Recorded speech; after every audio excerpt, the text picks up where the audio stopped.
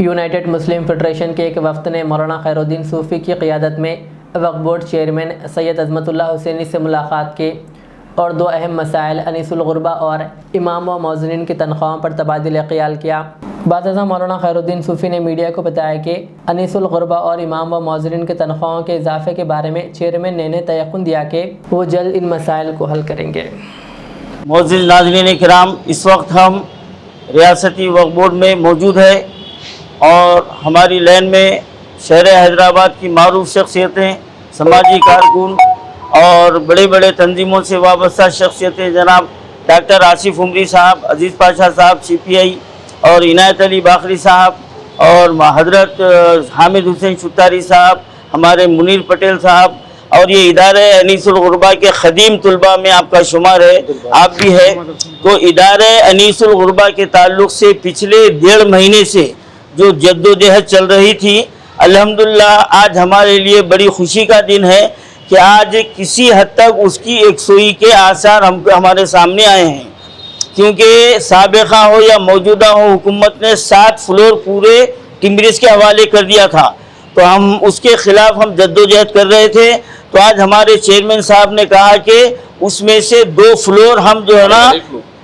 2 floor رہنے کے لیے اور آدھا فلور کچن کے لیے، یعنی 2.5 فلور ہم جو ہے نا ٹمبرز سے واپس لے لیں گے۔ اگریمنٹ میں سے جو مکمل عمارت دے دی گئی تھی اس میں سے 2.5 فلور واپس دے دیں گے اور گراؤنڈ فلور میں ادارہ انیس الغربا کا دفتر قائم ہوگا اور وہاں پر باقاعدہ جو ہے نا جو پہلے کام ہوتا تھا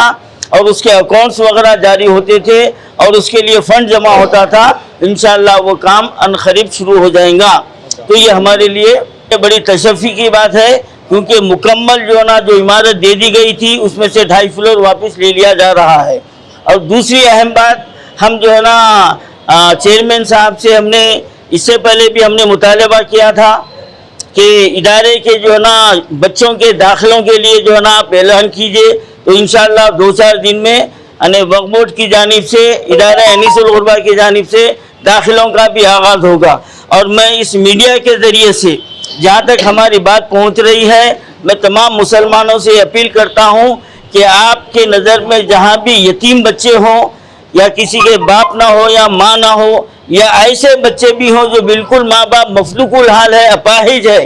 باپ تو ہے لیکن اپاہج ہے، تو ایسے بچوں کو بھی آپ اس میں جو ہے نا داخلہ دلوا سکتے ہیں۔ الحمدللہ یہاں پر تعلیم کا بھی انتظام رہے گا، کھانے کا بھی انتظام رہے گا۔ لڑکیوں کی شادی تک کی مکمل ذمہ داری ادارہ انیس الغربا کی رہے گی اور لڑکوں کے لیے وہ خود مکتفی ہونے تک ان کی ذمہ داری ادارہ انیس الغربا برداشت کرے گا۔ انشاءاللہ یہ کام شروع ہو رہا ہے اور ہم جو ہے نا ہم اس وقت آج ہم اس سے پہلے ہم بہت کچھ جو نا گڑبڑ کیے ہیں، جو چاہ رہے تھے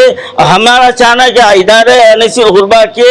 وجود کا جو مقصد تھا، آج وہ مقصد الحمدللہ پورا ہوتا ہوا نظر آ رہا ہے اور چیئرمین صاحب نے ان تمام امور کی تکمیل کے لیے کچھ وقت کا جو ہے نا درکار ہے، انہوں نے وقت چاہا ہے۔ انشاءاللہ تعالی ہم امید کرتے ہیں کہ چیئرمین صاحب نے جو وضاحتیں کی ہے، جو وعدے کیے ہیں، وہ ضرور پوری کریں گے۔ اس کے لیے کانگریس نے مائنارٹی ڈکلیریشن میں 10,000 12,000 کا جو اعلان کیا تھا،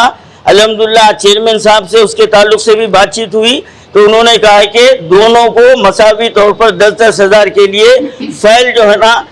فائنانس میں جو نا جا چکی ہے اور وہاں سے جب بھی ہمارے CM صاحب کی، چیف منسٹر صاحب کی اس پر دستخط ہوں گی، جب بھی جیو جاری ہوں گا، امام کو اور مؤذن کو 10-10 ہزار روپے ملیں گے۔ اور ابھی 1 ہفتہ پہلے جو